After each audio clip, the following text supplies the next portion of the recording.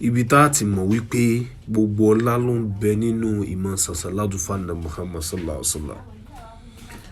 Ọlọ́run ọba ó ti jú wa níwèé tí a bá wòye sí dáadáa ibi gbogbo ọlá wátàgbọ́n tá ń wá kiri yẹn abẹ́ àsàlátù ni mo kó sí.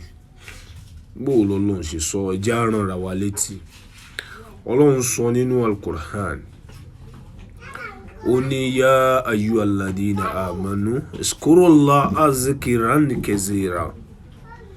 Ibi gbogbo ẹ̀yin olùgbàgbọ́ òdodo ẹ máa rántí Ọlọ́run ní ìrántí kan tó máa pọ̀ tí èé sọ̀rọ̀ pé à ka ìka.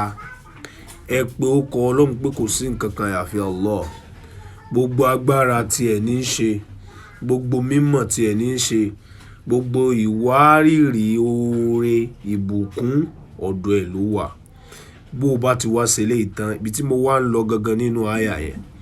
Ọlọ́run wá ń sọ pé huwa alladhi yusalli alaykum wa malaikatuhu liyukhrijakum minas sulumati ilan nuri. Gbogbo àwọn tí bá máa ń ṣe àsàlátù fún ta ni fún Ànábì sallallahu alaihi wasallam. Èmi Ọlọ́run liyukhrijakum minas sulumati ilan nuri máa mú wọn kúrò nínú òkùn bọ́ sínú ìmọ́lẹ̀. Ẹ imagine kí Ọlọ́run àtàwọn ọba àfihàn màláíkà kankan máa ṣàdúrà fún èèyàn kan. Ẹ wo bílẹ̀ ayé ẹ̀ ṣe máa balance. Then bí èèyàn bá ṣe ọ̀kan fún Ànábì sallallahu alaihi wasallam Ọlọ́run ní òun àtàwọn ọba àfihàn àwọn á ṣe àdápadà ìlọ́pọ̀ ẹ̀ fúnrú ẹ̀dá bẹ́ẹ̀. Ẹ wá imagine ẹni Ọlọ́run ń ṣàdúrà fún tọ́lọ́run náà ń sọ pé ìkẹ́ àtọ̀là kó máa bá wọ̀ náà.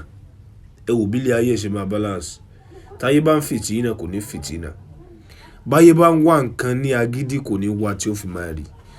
Bí ọ̀tá bá ti kọrí ibú mọ́ tẹ́lẹ̀ àṣàṣàn pé òun rántí ẹni Ọlọ́run ọba fẹ́ Ọlọ́run ó sì mọ balance oore lórí ẹ lórí á mọ́ bá ẹ wẹ ìdọ̀tí yẹn dànù. Ọlọ́run á wá ṣe ẹlẹ́ni mímọ́ tó bá tún wá lọ tán ò tún wá ní kú. Oore wà nínú àsàlátù ló fà á tó fi jẹ́ pé àwọn ẹni Ọlọ́run tán bá ṣe àsàlátù fáá gbogbo Ismul Azam tí wọ́n bá nílé wọ́n padà kó gbogbo ẹ̀sẹ̀gbẹ́ kan gbọ̀n bá fàdé ẹ̀yẹ kan pé àti dọ́lọ̀ mọ̀ báyìí látara Ànábì àti dọ́lọ̀ mọ̀ èyí tó wá pọ̀ ẹni tó mú wa dọ́lọ̀ mọ̀ ẹ́ ta ni l'Ànábì.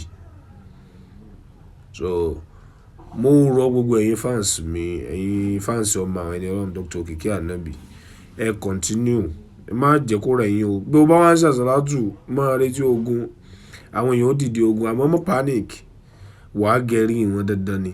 Kò sẹ́ni tí ó tẹ̀lé Ànábì tí ò ní ga nínú ẹni tí ọ̀tá ó dẹ̀ kọ́kọ́ rí iná rí láti gbógun tì ẹni tí máa ń ṣe àsàlátù ni.